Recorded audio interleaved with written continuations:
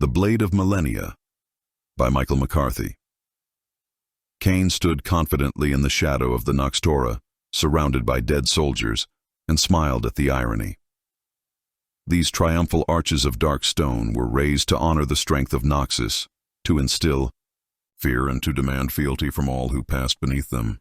Now this one was a tombstone, a monument to false strength and arrogance, and a symbol of the fallen warrior's own fear turned against them. Kayn relished fear. He counted on it. It was a weapon, and as his brothers in the Order of the Shadow had mastered their katana and their shuriken, Kayn had mastered fear. But as he felt Noxian soil beneath him for the first time in years, amid the enemy soldiers slain and soon to be forgotten, there was unease. It hung in the air like the pressure before a storm, begging to be released. Nakuri, Kayn's fellow acolyte of the Order, reversed the grip on his blade and prepared for a more personal fight. To his credit, he almost managed to hide the tremor in his voice. "What's it going to be, brother?" Kayn said nothing. His hands rested empty at his sides. He knew he was in control. Even so, he felt a flickering sense of déjà vu, like something out of a dream. It came in a flash, and then was gone. A voice rose from the empty space between them, a dark and hateful voice that echoed with the pained cries of 1,000 battlefields, daring each of them to act. Who will prove worthy? Zed had summoned, his greatest student. Spies of the Order had confirmed the disheartening rumors. The hated Noxians had discovered an ancient scythe of darken origin, as powerful as any magic in Ionia. A single eye of crimson hate stared out from the heel of the blade, tempting the strongest of men to wield it in battle. Evidently, none had proved worthy. All who touched it were quickly and painfully consumed by its malevolence.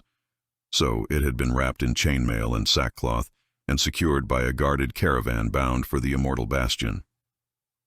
Shieda Kayn knew what would be asked of him. This would be his final test. He had reached the outskirts of the coastal city of Vindor before he ever considered the journey's significance. Taking the fight to the enemy in their own land was audacious, but so was Kayn. There was no other who could match his talents, none to whom Zed would entrust the fate of Ionia, and so there could be no doubt. Kayn was destined for greatness. He set his trap shortly before sunset. The approaching caravan was just visible in the distance, as wisps of dust rising into the orange sky, ample time to dispatch the 3 guards at the Noxtora. He moved in silence across the archway's lengthening. Shadow as the first guard paced out a patrol. Kayn summoned his shadow magic and stepped into the black stone wall as if it were a passage open only to him.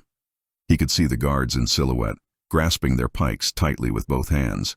He lunged from the edifice cloaked in shadow and snuffed the life from the second guard with his bare hands. Before the third could even react, Kayn dissolved into tendrils of pure darkness and darted across the cobbled road, reforming in front of his victim. In a flash, he wrenched the man's head around, snapping his neck with ease. The first guard heard the bodies fall, lifeless and limp, and turned toward Kayn. The assassin smiled, taking time to relish the moment. "It paralyzes, does it not?" he hissed, slipping into the shade of the Noxtora once more. "The fear—" He rose from the quaking soldier's own shadow. "This is the part where you run, Noxian. Tell others what you witnessed here." The soldier threw down his pike and sprinted for the safety of Vindor. He didn't get far. Clad in robes every bit as dark as Kayn's, Nakuri leapt from behind the Noxtora and plunged his katana into the belly of the fleeing soldier. The other acolyte locked eyes with Kayn. "The vaunted strength of Noxus? Such delusion? I knew you were impetuous, brother," Kayn spat. "But this, following me all this way, hoping to share in my glory?" There was no time for further admonishment. They could hear the caravan of soldiers approaching. "Get out of sight, Nakuri. I will deal with you later, if you survive."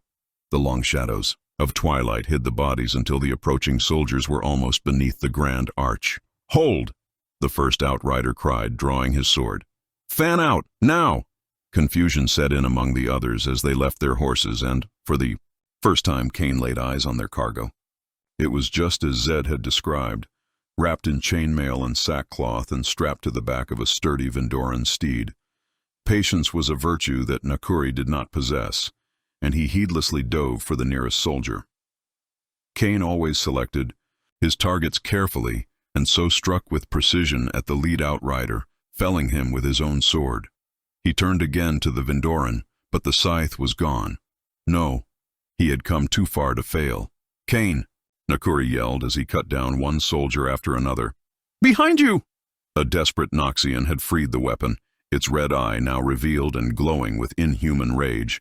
The soldier's own eyes grew wide as he swung in vicious arcs at his own comrades. He was clearly not in control, trying in vain to release the scythe. The rumors were true. Calling again on his shadow magic, Kayn dove into the writhing Noxian's dark and corrupted flesh. For the briefest of moments, he saw through the eyes of this ageless being, witnessing millennia of inflicted pain and suffering, screams and lamentations. This thing was death reborn again and again. It was the purest evil, and it had to be stopped. He burst from what was left of the Noxian, the soldier's flesh having warped into scales of hardened carapace that shattered into black shards and choking dust. All that remained was the scythe. Its eye now closed. Kayn reached for it as Nakuri dispatched the last of their enemies. "Brother, stop!" the acolyte cried, flicking blood from his katana. "What are you doing? You saw what it can do. It must be destroyed." Kayn faced him. "No, it is mine." The two of them drew up, neither willing to back down. Beyond the city boundaries, warning bells began to toll. The moment seemed to stretch out.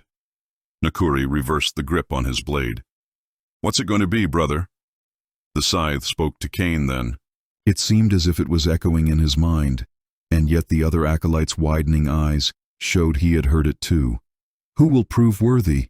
Kayn conjured fingers of darkness that snatched up the weapon, lifting it into the night and spinning it into his waiting hands. It felt like a part of him, like it had always been a part of him, as if he alone was born to wield it. He spun it with a comfortable flourish and leveled the blade toward Nakuri's throat. "Do what you must."